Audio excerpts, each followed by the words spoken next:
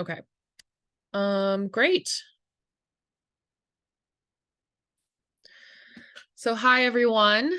My name is Alice Morrison. I am the co-executive director of policy and development at FOF, and I am our lead advocate and the coordinator of the policy program at Friends of Family Farmers. And right now, that means doing a lot of tracking and testifying and coordination with our partners and our legislative partners up in Salem. I say up because I'm based in Junction City, so it's north for me. But that has looked like over the last few days, paying very close attention to especially the House Agriculture Committee. That's where most of the bills that we have been tracking closely have lived. And I'll start with good news. The Oregon Agricultural Heritage Program that ask was contained in House Bill 4060, and that had a very favorable hearing last week on Tuesday, the 6th, I believe was the date of that hearing, and super positive, lots of support. And there was a work session on that bill, and it was referred to the floor with a do pass recommendation, and it'll be subsequently referred to Ways and Means Committee, the Ways and Means Subcommittee on Natural Resources. So what that means is when we think about our bicameral legislative process, and we think, oh, first chamber, then it goes over to the second chamber. If there's any money attached to the bill, it doesn't go to a committee in the second chamber. This bill originated in the House, and it's not going to go to a committee in the Senate. It's going to go to a joint committee. So representatives and senators together on the Ways and Means Committee, and they have subcommittees of Ways and Means, which is pretty much just funding. All of the things they talk about there are how many dollars will be assigned to what measures. And the subcommittee that deals with a lot of the agricultural and land-based things is the Subcommittee on Natural Resources. So that's where we're going to see that bill pop up after it goes through the floor vote on the House side. We do this week. There is a deadline coming up on Monday. It is the first chamber deadline. So that means that all bills that are going to move forward in this session have to all bills in policy committees in either the House or the Senate that are going to move forward the session have to be voted out of their first chamber committee by Monday the 19th. So it can happen on Monday the 19th. But that's what a lot of the work that we're doing today, well, not today, this week, is focusing on, is moving those bills through their first chamber policy committee. And I will say that the House and Senate Rules Committees, the Revenue Committee, and the Ways and Means Committees, those deadlines do not apply to them. So if you see one of our bills get referred to Rules or referred to Ways and Means or referred to a Revenue Committee, that means that it's staying alive and that those deadlines don't apply. So there's like two paths. But House Bill 4060 is going to go down the normal path that we anticipated for this, and we're very pleased with the progress of the Oregon Ag Heritage Program. I think the next thing that we're looking out for, and there might be an opportunity for testimony on, is to ask that funding be given the full amount requested. Obviously, there's always competing budget priorities, and when it has its hearing in Ways and Means, our community will be able to stand up and say, hey, this is a really important program, and we would love to see it be funded to its full ask, which is $10.8 million. So we hope that program will receive its full funding, but there is a chance that it will receive less than that dollar amount. I think it's a very popular program, and I would be completely flabbergasted if it didn't receive any money, but we're still waiting to have an opportunity to say that we think it should be funded in full. All right. Does anybody have any questions on Oregon Ag Heritage Program? I didn't do any background, so if you're wondering, what is that? We could also ask that question. I think there's a link from our website in chat. Great. So then the next two things that I wanted to present to you all today are a little bit more controversial than the Oregon Ag Heritage Program. The first thing I want to talk about today is House Bill 4059, especially the -7 amendment. And that is the Willamette Valley Protected District Specialty Seed Canola Bill. So FOF has been engaged in this work for a very long time.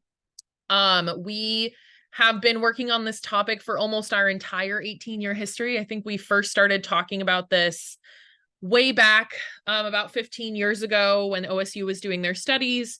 We have fought to protect the canola restrictions in the Willamette Valley Protected District, which is essentially a giant rectangle plopped over the largest seed growing region of the valley.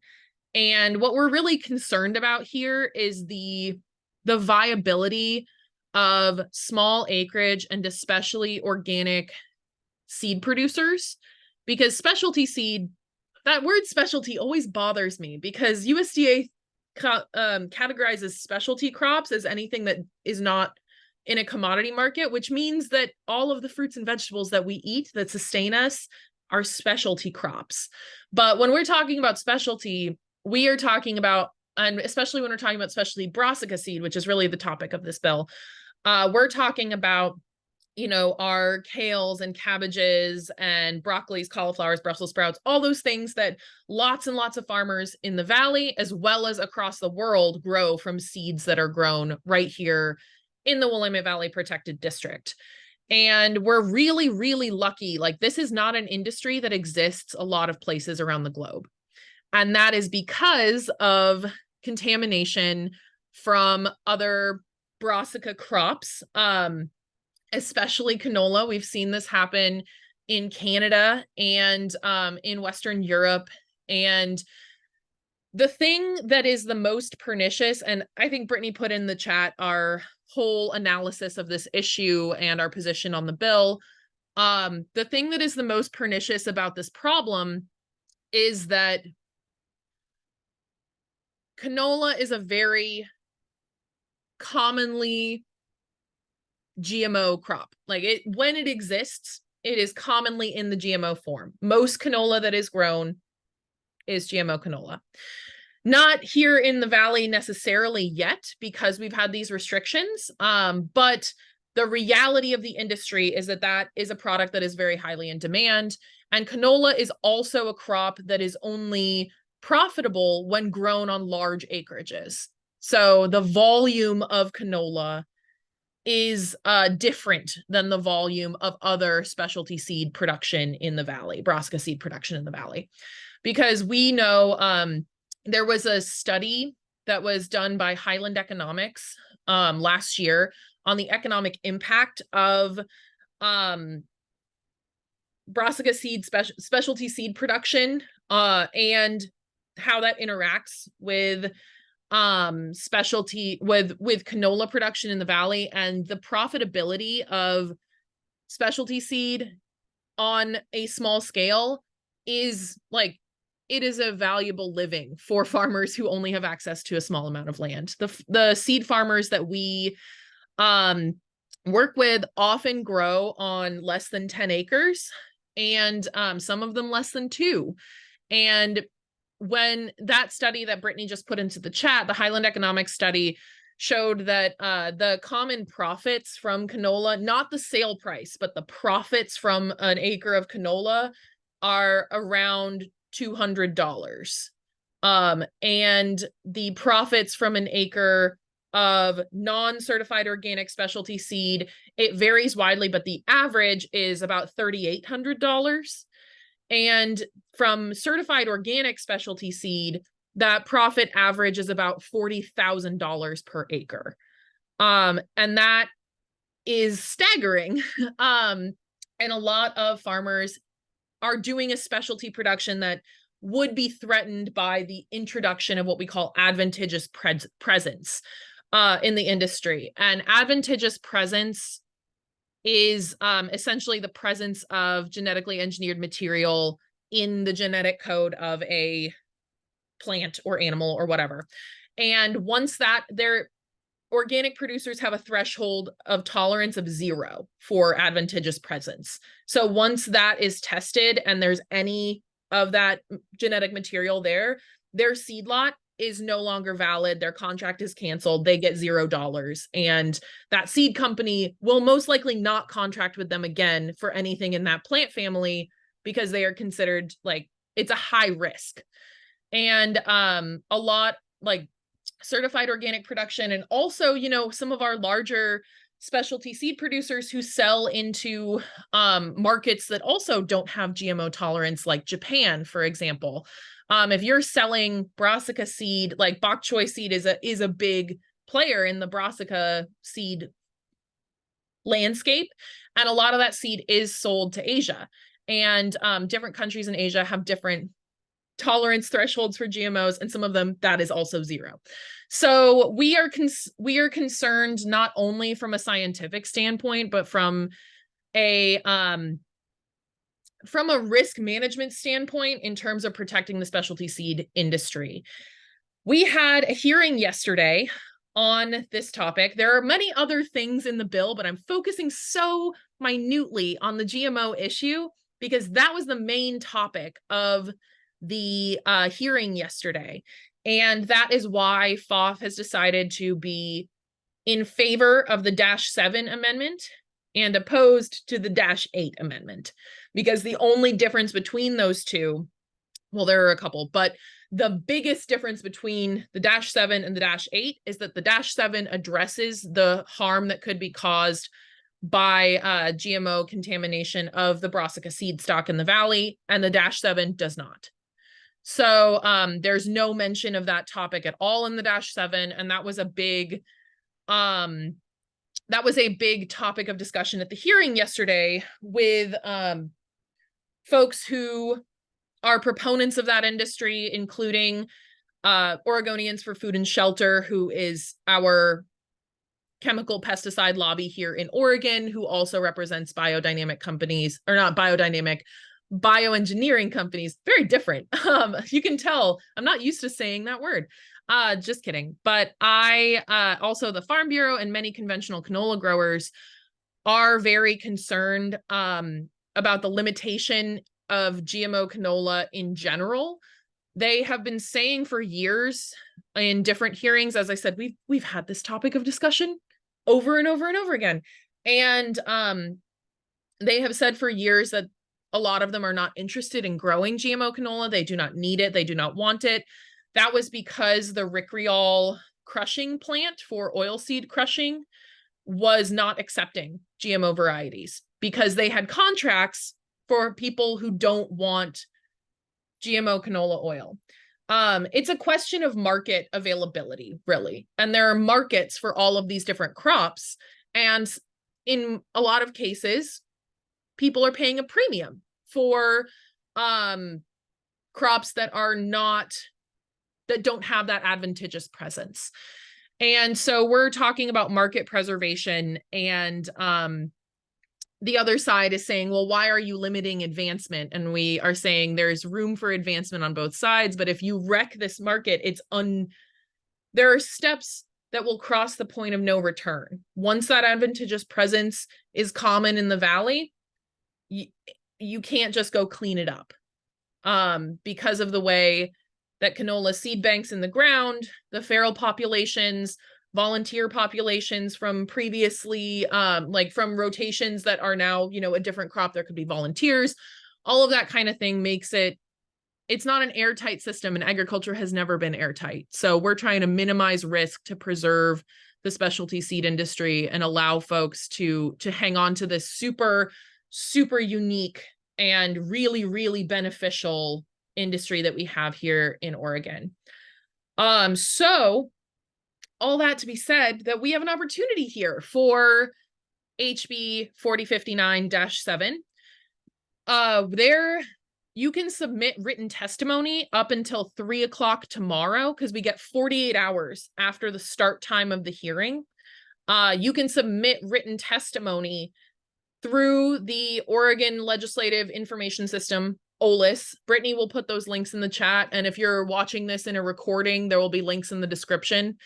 And there is an opportunity to submit testimony all the way up until 3 p.m. tomorrow.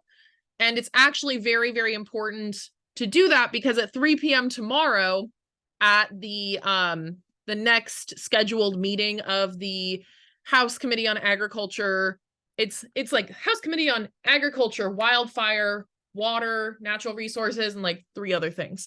But if it's on land and under the sun, it's probably in that committee. And that committee is having what they call a work session on this bill tomorrow. And work sessions are essentially votes. So that is where they're going to determine which amendment gets adopted, where this bill will be referred after its floor vote, and they will take a vote to try to get it out of committee. And we are very confident that the -7 has a path forward. So we would like to see it remain in the state that it's in now. We have compromised quite a bit throughout this work group process, and there is not room for more compromise in my mind when we're talking about the future of our specialty seed industry here. So, yeah, Brittany just put into the chat, we did a little OLIS primer earlier this week, last week. And Brittany recorded me walking you through how OLIS works, where everything is located, and you can find how to get updates on bills you're interested in and how to submit testimony. So this bill, I will say that right now, we do see some of the things in the -7 as a win, especially the fact that this is a permanent statute. We won't have to come back in 4 years. There's not a sunset built into it, which is unique to our current situation. Like I said, there are no current GMO protections in the Willamette Valley Protected District. So we would like to see those enacted for the first time as it is outlined in the -7 amendment. There are also isolation distances in the -7 amendment that are 3-mile isolation distance for as a starting point for brassica species, and which is industry standard. That's where the Willamette Valley Specialty Seed Association has people start. And you can get an exception agreement with your neighbor if you talk to them and you're like, oh, well, I have this species of this thing, and there's also this line of trees in between. And if you come to an agreement, you can have an exception to that isolation distance. But it does also have, in addition, the GMO restrictions that I'm talking about is an additional isolation distance for GMO brassica crops. And that would be, it's 3 miles for regular crops. It would be 6 miles for GMO crops. And there's also this amendment would lift the acreage cap for regular canola in the valley, which we're not super stoked about. We've had a 500-acre cap on permittable canola here in the Willamette Valley Protected District for the last 12-ish years. And it would lift that cap entirely, but impose a 500-acre cap on GMO varieties of brassicas. So we think that although is a huge compromise, is an acceptable permanent solution at this time. And we're obviously going to continue to monitor this, and we'll probably be bringing it back to you if things go poorly. But the things that we have put in our testimony yesterday that we'd like to see to be improved would be requirements of seed lot testing. Right now, the bill authorizes ODA to request seed lot testing to make sure that commonly GMO brassica crops like canola are not contaminated with seed stock when they are planting at that 3-mile isolation distance. We'd like to see that be mandatory. We would also like to see better outlines of the pinning priority process. Obviously, when we're talking about someone who is farming on 5 acres, they don't have the ability to just go to the other side of their property and plant a different field instead in order to meet the isolation distance.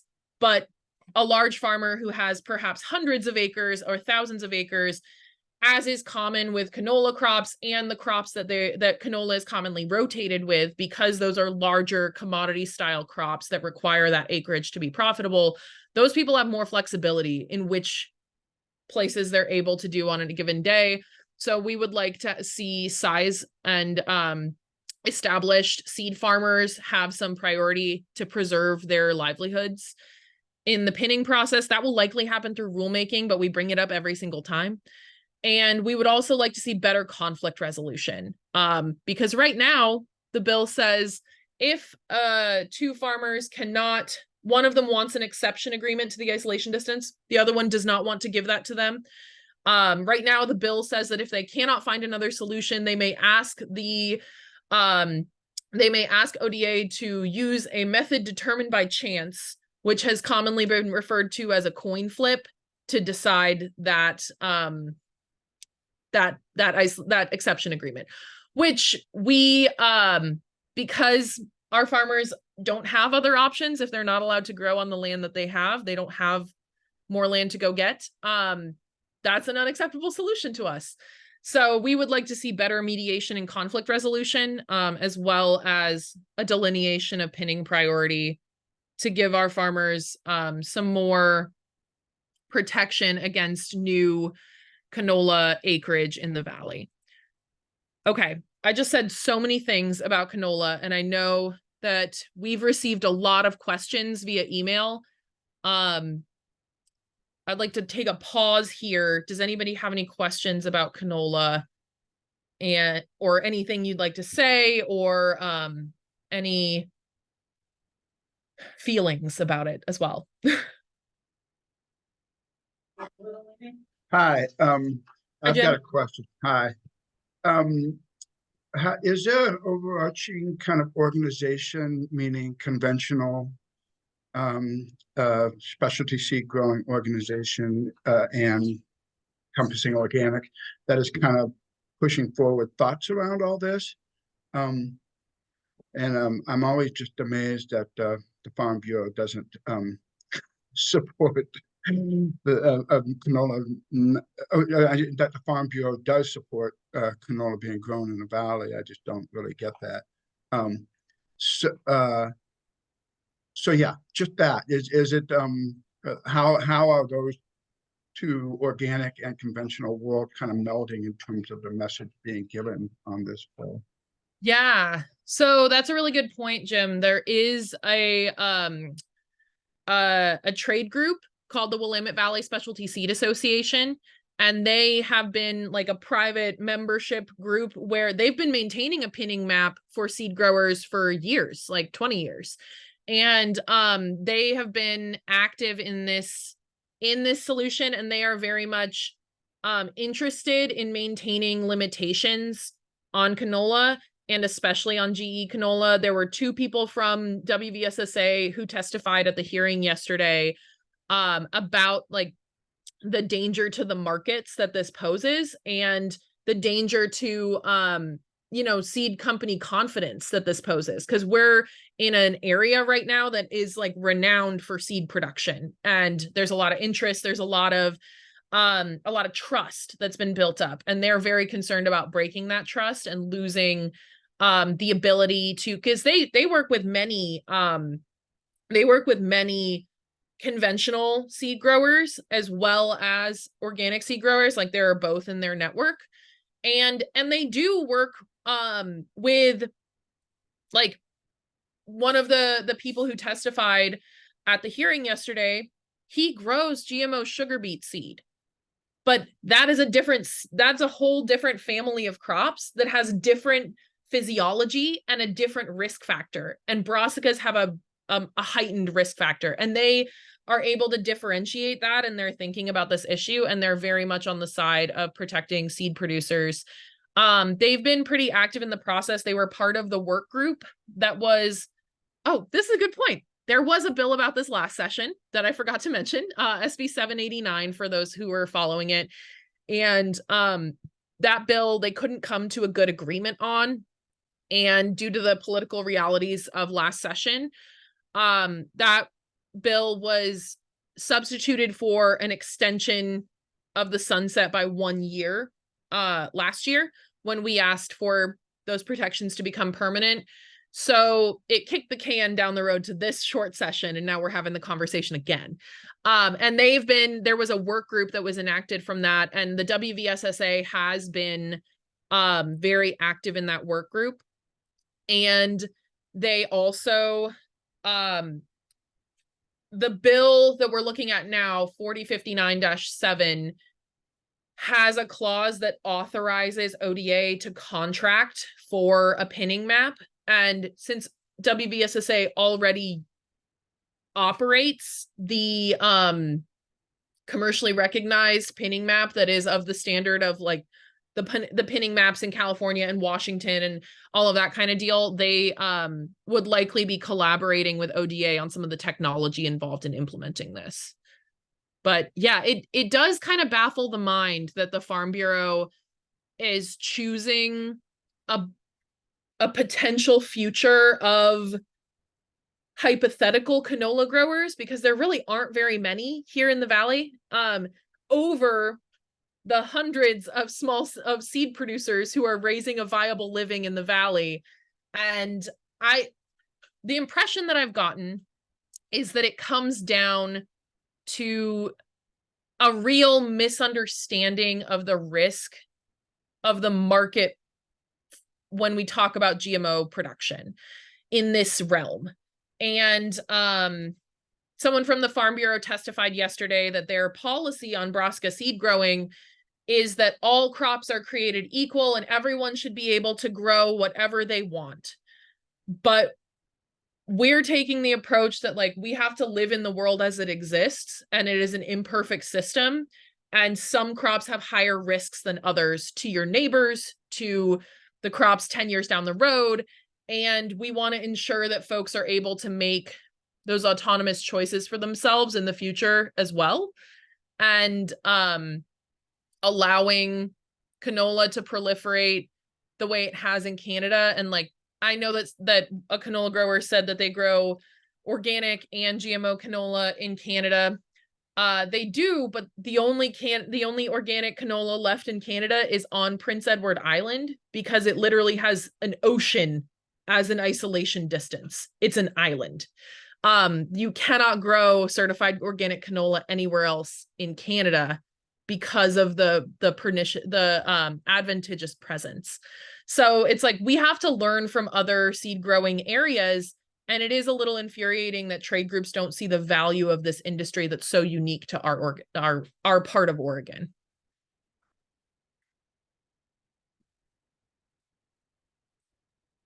All right. If anybody else has questions about canola, I'd be happy to talk about it, but we can also talk about land use and the governor's housing bill, which is 1537.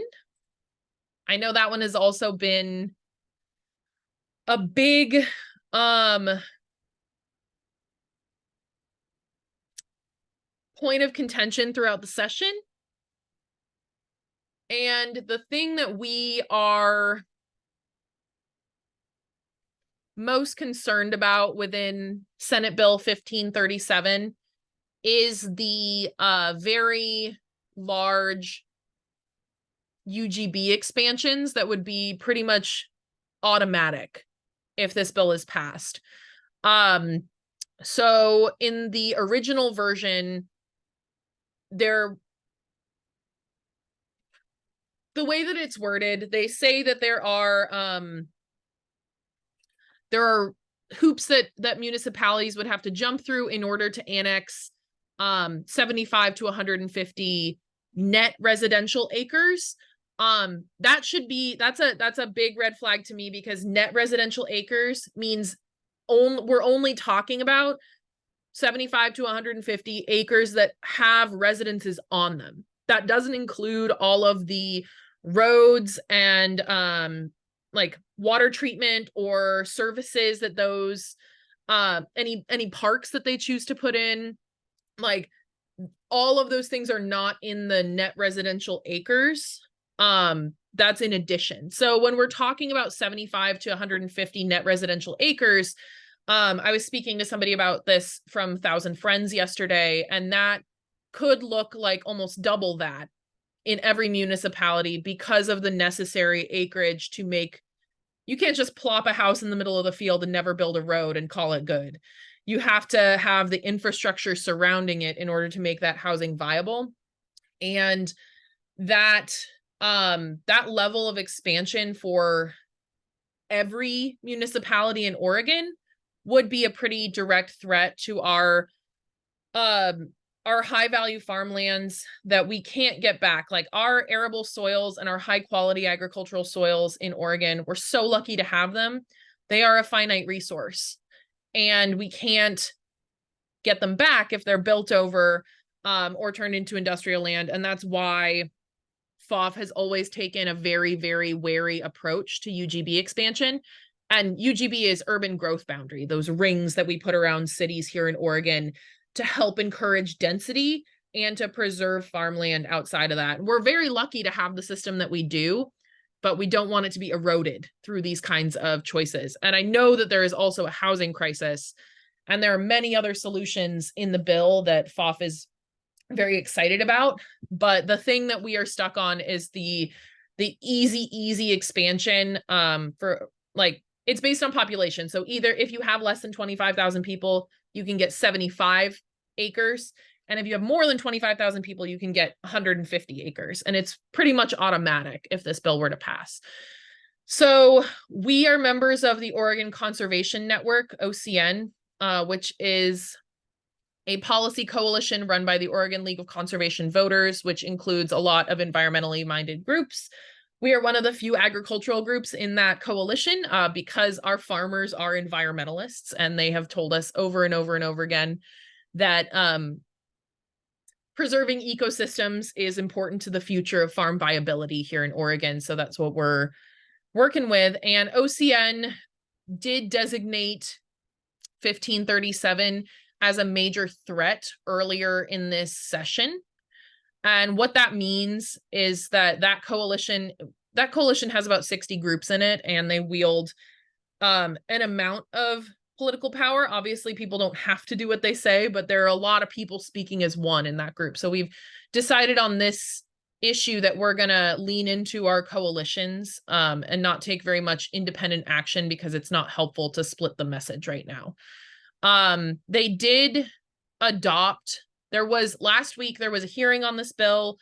A lot of concern was expressed. That was on Tuesday of last week, and on Thursday of last week, there was a work session where they did adopt the -9 amendment. So now when they talk about it, it's going to be SB 1537-9. And that dropped the acreage, not by a lot, but by some. It was 75 to 150. And now the acreage in the bill language is 50 to 100. So not very much, but they did move it in that direction. And this is still a bill of concern for the OCN, but we acknowledge that this is the governor's #1 priority.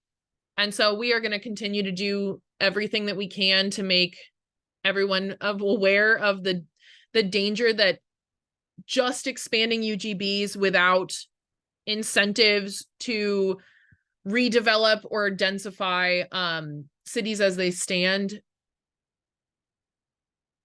is not necessarily going to fix our housing crisis. But we understand that some version of this bill will probably pass, and we would like to see the UGB expansions be a lesser part of the strategy. Yeah. How have folks been tracking this issue? What are your concerns? What are you looking for? What do you think?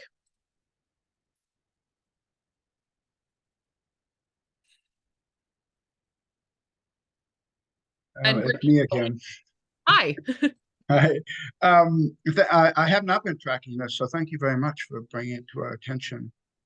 But I wonder, is there anything in the bill that would specify how what type of housing is put on it in terms of density?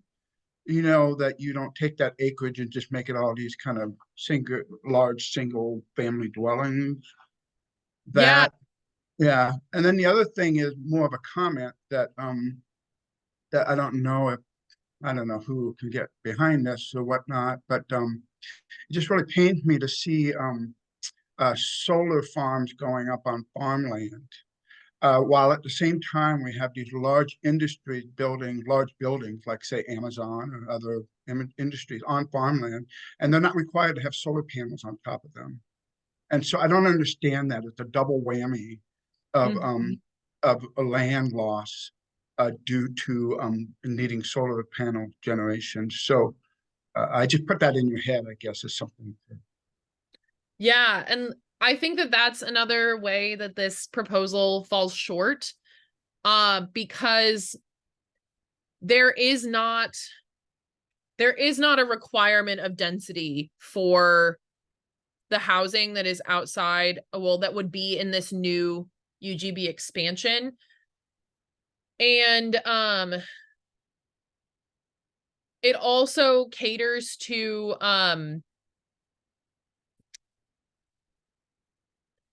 I think that the most recent version that I saw, and if I'm wrong, I will correct this, but the housing going to that's going to be eligible for these UGB expansions has to be accessible to people making 80 to 120% the median income of the county. So this is not necessarily low income housing. This is like median income housing that they're trying to build in the UGB expansions.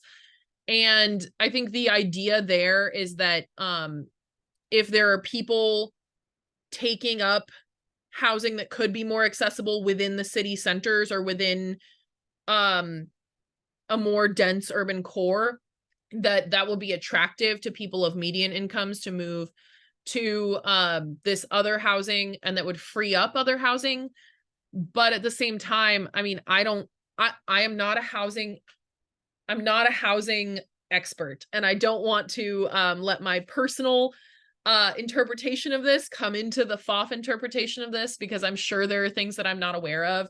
But at the same time, there is not really compelling evidence that UGB expansions, and this is things that Thousand Friends have done a lot of research on, and there's not compelling evidence that UGB expansions will lead to greater housing accessibility, for those reasons that, like, it's not required to be dense. Those communities that are going to be built are not required to be walkable neighborhoods or have services near them other than, like, you know, roads and power stations and water treatment and all of those things that are required for housing.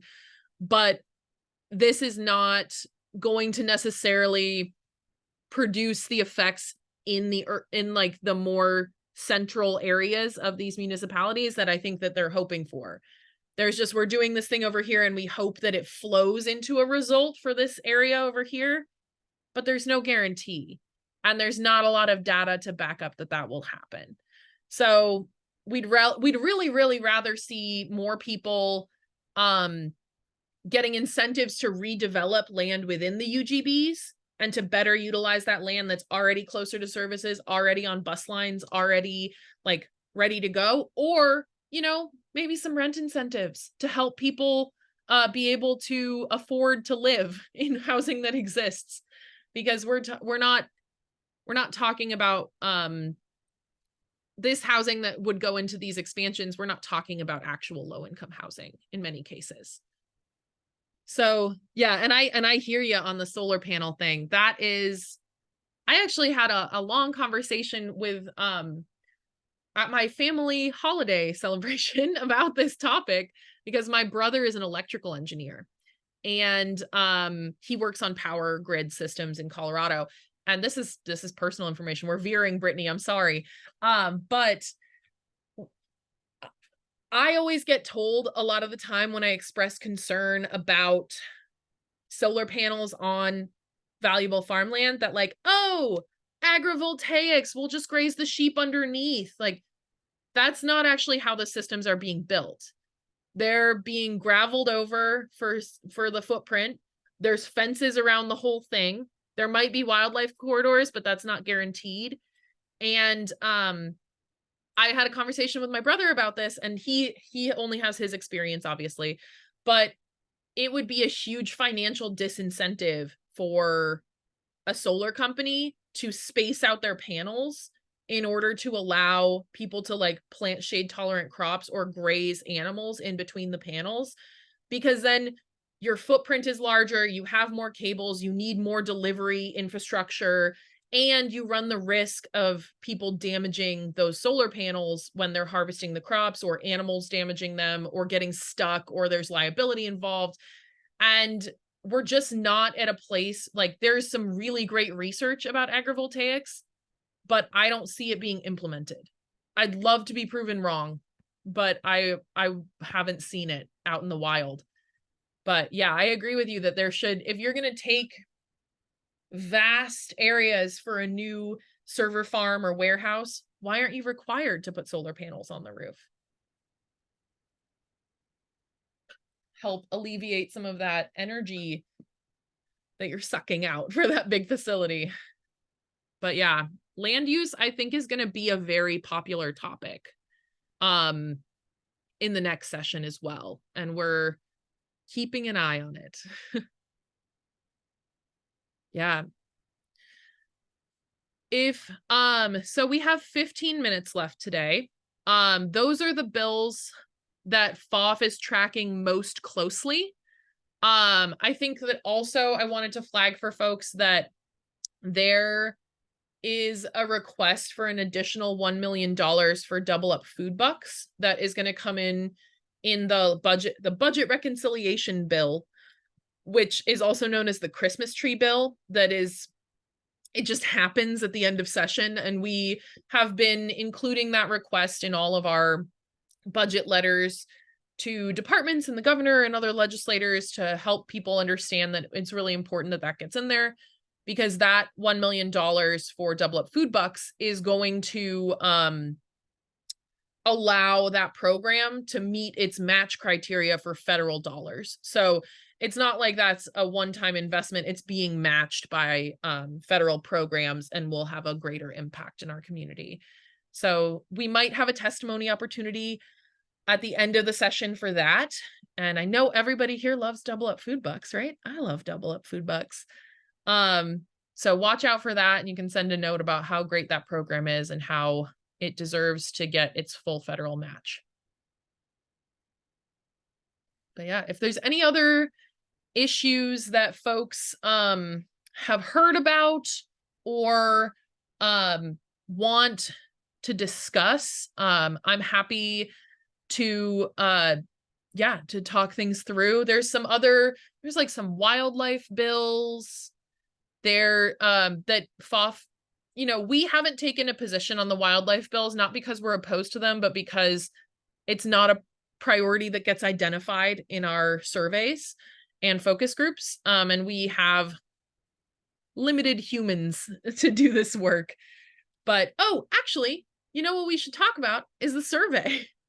So we, as an organization, and I know, Jessica, you were just in one of our focus groups, and the focus groups and surveys are the way that we determine our policy priorities. And if issues that are happening in your community or that you want us to work on don't show up in any of those data gathering methods, then it's very unlikely that we're going to be able to devote our capacity toward that issue later on. We do this on a biennial schedule so that we can determine our priorities in accordance with the legislative calendar. But we don't just use those priorities for legislative support or policy making. We also use those to inform our interactions with the agency and what advisory groups we sit on. Like, I'm on the Food Safety Advisory Committee at ODA. I attend the CAFO Advisory Committee meetings at ODA. We have someone in the Meet Stakeholders group at ODA. And we also use those to develop program solutions if we don't see a policy that could move it forward. So incredibly important. Hope you all take the survey and share it with your friends and neighbors, so that we can work on what you want us to work on.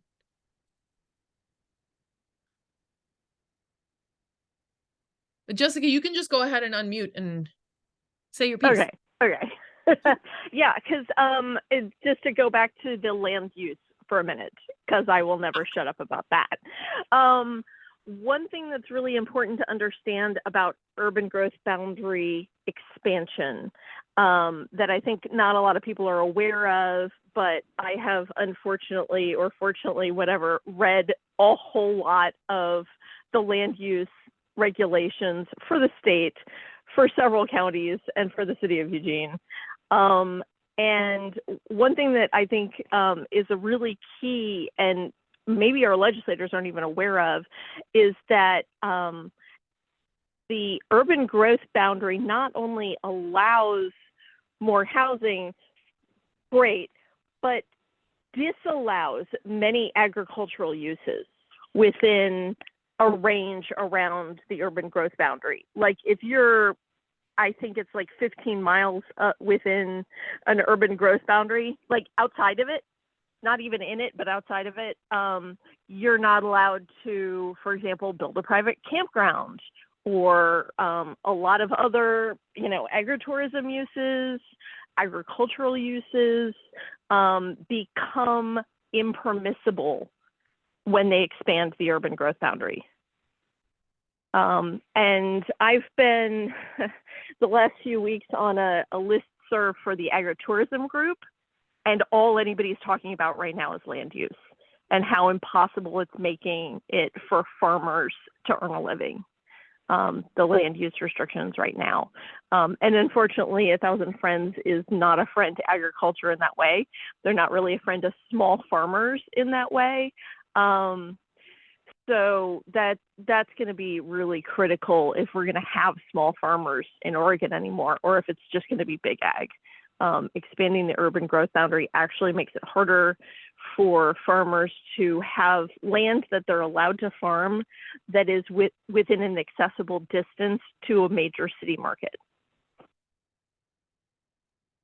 Yeah, that's a really good point, Jessica. And that is where 1,000 Friends and FOF have historically diverged in our opinions of land use, is that as long as it's secondary to agricultural production, FOF is very much in favor of diversifying your farm income with agritourism and bringing people to your farm, because that experiential connection builds a stronger community food system and helps people understand, helps people feel connected to it, and increases their, increases their awareness of some of these issues, because I think that like these things come up quite often, and it is one of those, I don't think it's niche, but that's because of like how I work for FOF, so I don't think it's niche, but to everyone else in the world, it's probably a niche thing if you're not a farmer to talk about farmland zoning uses.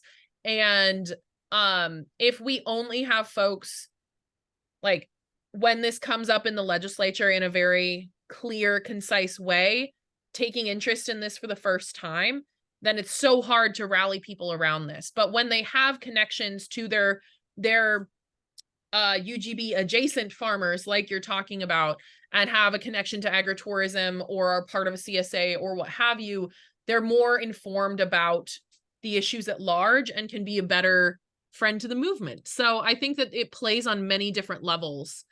And I will say that agritourism has been a real theme in a lot of our focus groups as of now that I've had the privilege of attending.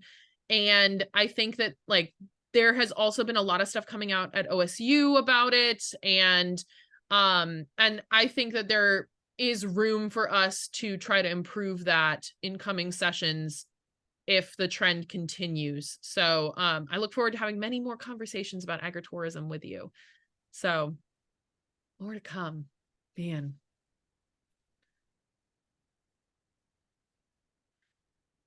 Great.